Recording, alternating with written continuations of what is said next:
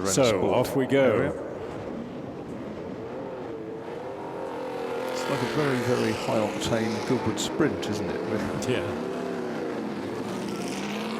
Such an elegant body with that long tail, the Codalonga. Certainly is. Psychedelic 17 is sadly different, isn't it? I remember the Langheck in that psychedelic colour was quite something as well.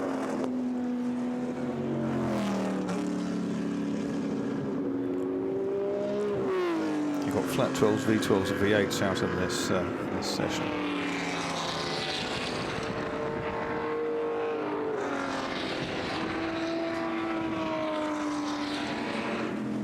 Pipes is green.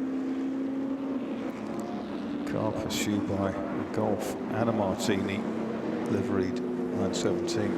Reminds us of Pedro Rodriguez winning that incredible 1000k at Brands Hatch in the pouring rain. Yes, the Rodriguez and Rebel and Kanunen. It was a Sebring winner, I think. Sebring or Daytona winner was, I think, among the cars here this weekend. It was promised.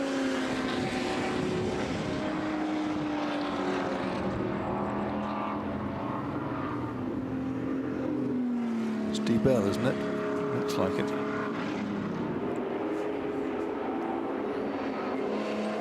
Derek Bell.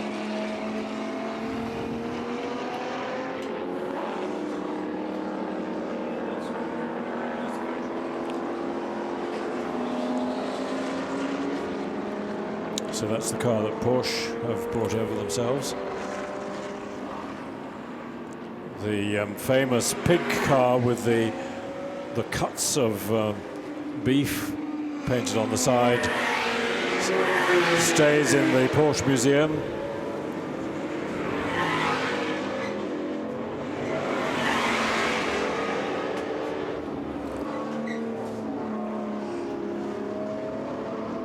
Derek Bell, who started his racing career here in the Lotus 7. Local lad. Formula 3.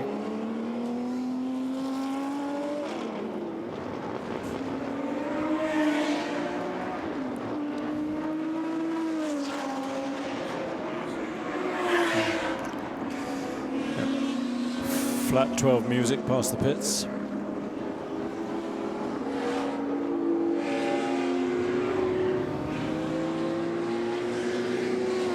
It's amazing under heavy acceleration how the nose lifts.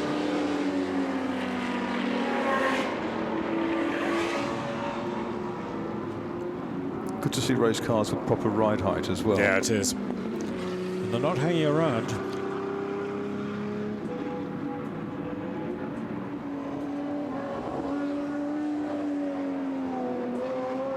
Oh, it's just glorious, isn't it?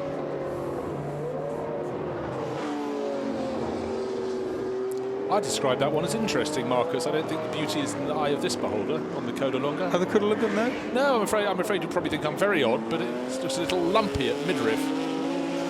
There we are.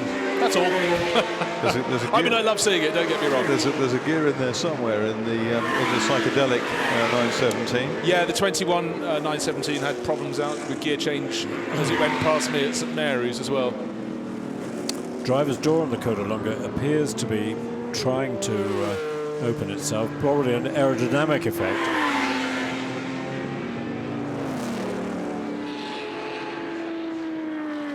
The 917 is the most amazing looking car. I cannot believe it actually broke cover in the 1960s. It looks way too modern for that. But just the evolution of the aerodynamics, as you pointed out, Chris, with the vertical planes on the rear wing coming later, shows how it was a sort of work in progress. In fact, all racing cars should be works in progress. Do you recall, Bruce, seeing that factory picture with the 25 of them lined up to achieve the homologation?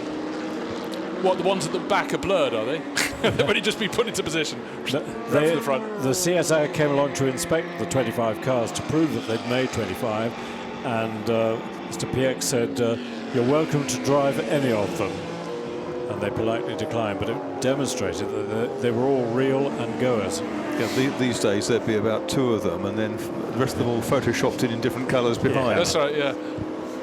As somebody did with a fairly modern GT car in the States to homologate it, I understand. Pray tell, now's your platform, Marcus. T70 thundering up the outside, cutting across in front of the Red Le Mans winner. Sure, you know that Group 5 came about because the prototypes were limited to 3 litres, and Porsche and Ferrari wanted to continue racing their big cars, so the CSI said, OK, we'll call them production cars, make 50 of them, and you can race them, and then they conceded and reduced it to 25, and I'm not sure whether Ferrari they never made the 25, I don't think. Because 50 was a Group 4 homologation at the back end of the 1960s. Hence the Chevron GTs, the Chevron B6s and B8s, etc., among others.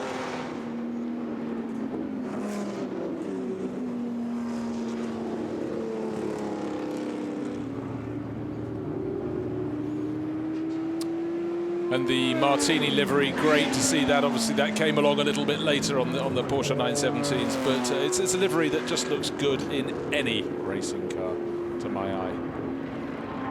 And you were talking, Chris and Marcus, when the cars were in the paddock beforehand, just how good the 917 seems to look in any colour. But its proportions are such that each of these colours really changes the appearance of the car. Yes, that's right. It just changed the whole perspective, doesn't it? Proportions all alter.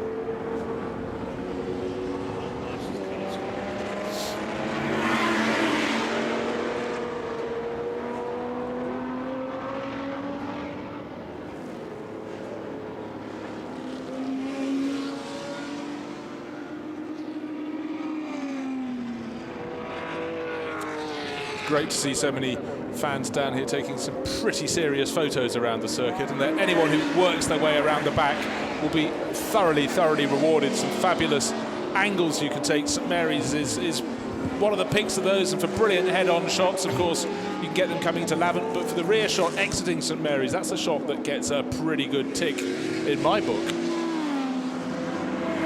So the Lola T70s, that Ford GT40 we saw early on, but I haven't seen recently. I think he might have pulled into the pits. The Porsche 917s and the Ferrari 512s.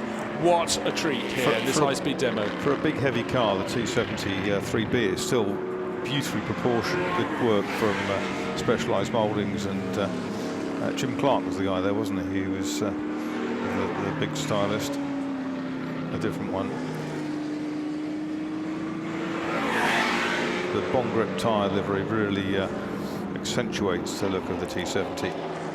Yes, that big white stripe up the middle, the red stripe up the middle of that. But again, you talked earlier, the flat 12s in the Porsches, the V12s in the Ferrari, and then that rumble, the V8 Chevrolet in the Lola T70. So great variety in shape, but also in sound. Well, the T70s were particularly good in short distance races with the Chevy engines with the iron heads that used to overheat, sort of crack and drop valves, etc. But just one major international enduro victory, the '69 Daytona 24 hours, wasn't it? The Penske car of Donoghue and Parsons. And in sense of cost effectiveness, the T70, of course, was probably less than half the price of a 917 or a 512. But it was the tool for the short distance sprint races. It really was.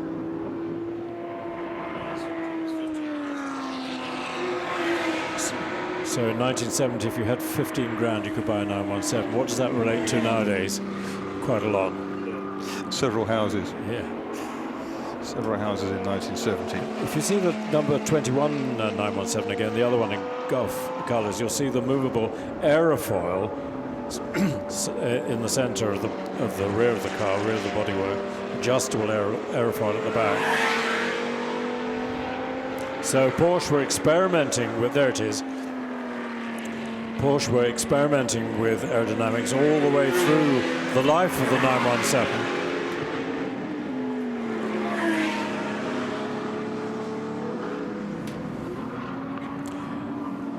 And the space frame of the early 917s was filled with compressed gas, and they screwed a pressure gauge into it, so if the pressure dropped, they knew that there was a crack in the frame.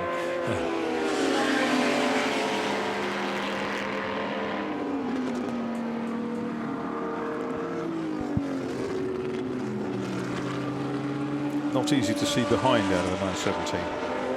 Well, any of the cars of this era. Well, in fairness, it must be pointed out, you're unlikely to have people really gaining on you very fast if you're in a 970. Unless you've got 3 more of them on your tail.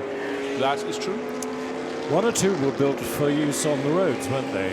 Or modified for use Absolutely. on the roads. Quite fun to drive through the Munich traffic.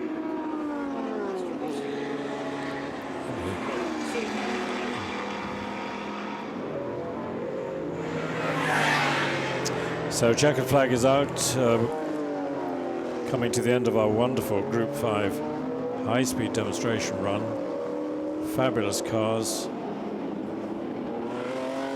Derek Bell, Richard Atwood, famous drivers. Nick Mason in the Ferrari. Yes, Nick, don't forget, did several Le Mans 24-hour races. Started out in the 2-litre cars. Still has one of the Lolas that did about 5 24 hours.